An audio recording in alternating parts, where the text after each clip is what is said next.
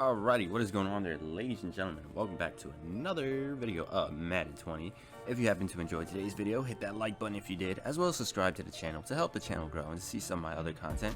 And as you can see, looking to the schedule on the right, on my last game, pretty hotly contested one, but ultimately Bo Jackson carried me, put the team on his back and carried me to a victory, which was very, very rare for one of my running backs. But as you can see, my opponent's top three players, 80 over, Mahomes, Young, and a third player who is not that high of an overall. So obviously, the game decided to gift me with a pretty bad team to start off, and yeah, that was his first play.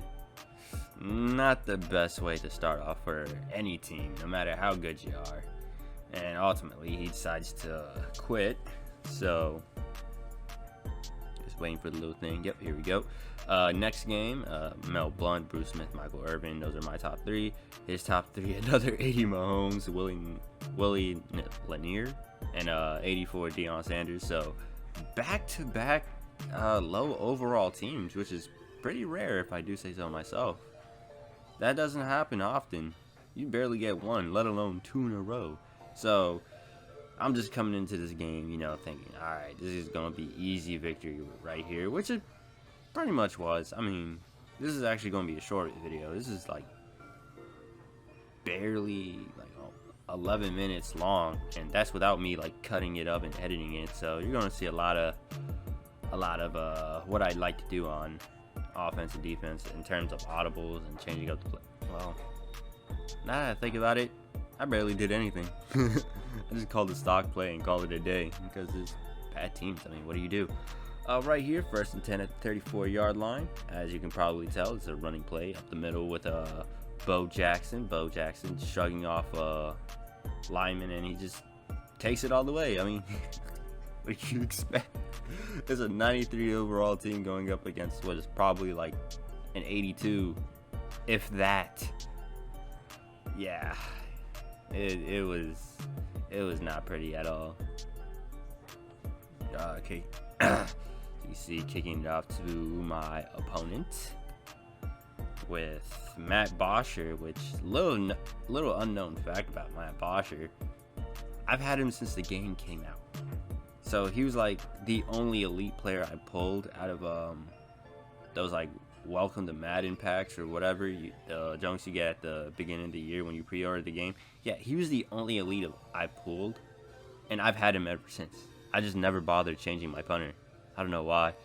But right here, he tries to run it with Todd Gurley? Looks like Lynch. I don't know. It's really small for me. I can't tell. But yeah, he's trying to run it up the middle with a number 24 LT, putting the pressure right there. 3rd down and 4. Go. That is 24-yard line. And this is something about Madden that just bugs me. The fact that stuff like this can happen. Like, I'm not going to complain about a free win, but this guy, it's probably going to discourage him from playing Madden. Like, just to go up against a God squad. Like, I think you should go up against teams with like similar overalls and then similar skill sets. So say you like running the ball a lot, then you should go up against somebody who likes to run the ball a lot. Or if you like to pass a lot, pass the ball a lot. Like, I feel like there should be like a skill-based matchmaking system instead of just, whoever is there and happens to be wherever your closest geographical region is. That's something I feel like Madden should do.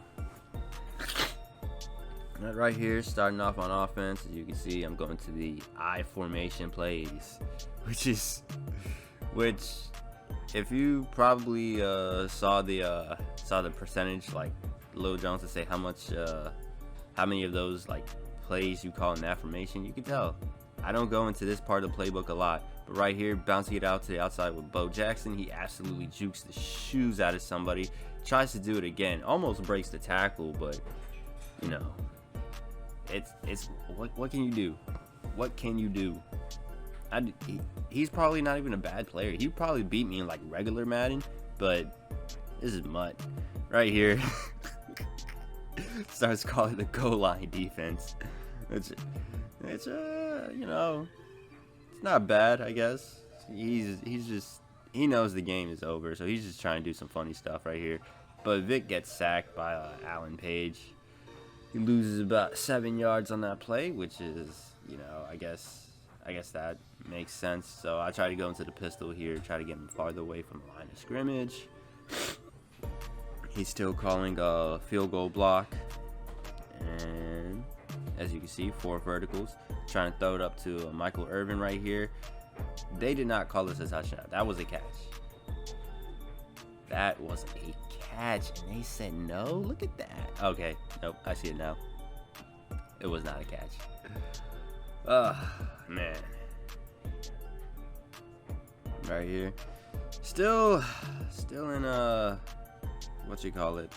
field goal block. His corner makes a play.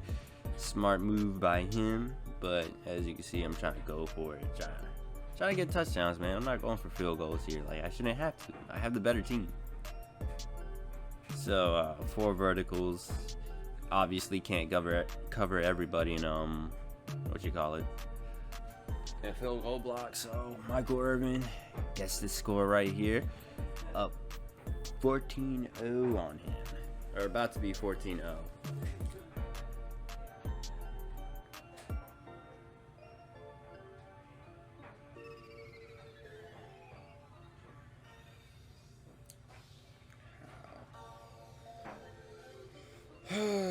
Alright.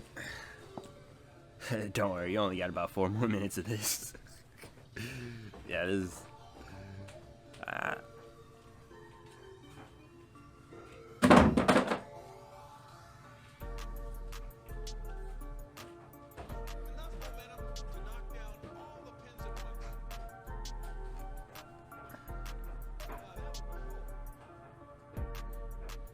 Alright, here we go. Starting off at 1st and 10 at the 22-yard line with 2 minutes left to go in the first quarter. He tries to call a little jet sweep. Ultimately, Mel Blount makes the perfect read on that. Gets the stop, makes him lose about 3 yards. 2nd down right here, rushes to the line of scrimmage, calls a running play, which I don't think he was expecting, because he kind of just stopped like he didn't know what the play was, and he just tried to bounce to the outside where LT was waiting to tackle him. And if you could probably tell, LT still has his X factor, so if he has it this late at this point in the game, it's not looking good for him. But right here, caused a little bit what's it called, play action mountain sweep, some goofy mess like that. Lets him gain about 10 yards, which turns off LT's X factor. But it don't matter. It's LT, man. Who can stop that man one-on-one? Tries to call the same play again. This time throws the ball out of bounds. And I take over at the 22-yard line. 1st and 10. And I'm just trying to figure out what formation I want to hit him with next. I call power I. I never call that. I've never called that. Probably like once or twice. But right here, good lead blocking. Jukes tries to juke the mess out of somebody, but unfortunately he gets tackled at the 2-yard line. So much for that 1-play touchdown. As you can see, going with the same formation here on 1st and goal at the 2-yard line, running it up the middle with Bo. Bo decides not to break the tackle on this play. It's okay. I don't want to take nobody's soul just yet. Switching it to a passing play right here on 2nd and goal, or I thought I did. I fooled myself. Run it up the middle with Bo Jackson yet again. I'm going back down to the shotgun. As you can see, that little red zone right there means that Bo is really tired, and I don't know why I decided to call the play anyway. With Bo in the game, man has his hands on his knees, but right here, throwing it to Eric Ebron, and he gets the touchdown. So up 21 dome on my opponent. It's at this point, it was clear for the jump that he wasn't really going to do anything. So kicking it off with or at least I'm about to kick it off with Matt Posher. As soon as he decides that he wants to return it, you only have about 3 options, but he sees the pointlessness of this. Kicking it off to Deion Sanders, who takes it just outside the end zone. He's running, gets popped at the 22-yard line. I don't know how he didn't fumble that. Waiting for him to pick a play here. Go to nickel. Base 3-4, probably calling Tampa 2, which I did. First and 10 at the 22-yard line. He passes it wide open in the middle. Hurries up to the line, or not. I'm telling you, trust me, playing this game was as boring as watching it. Like, nothing happened. Right here, should have been a pick 6. The game knows this, man.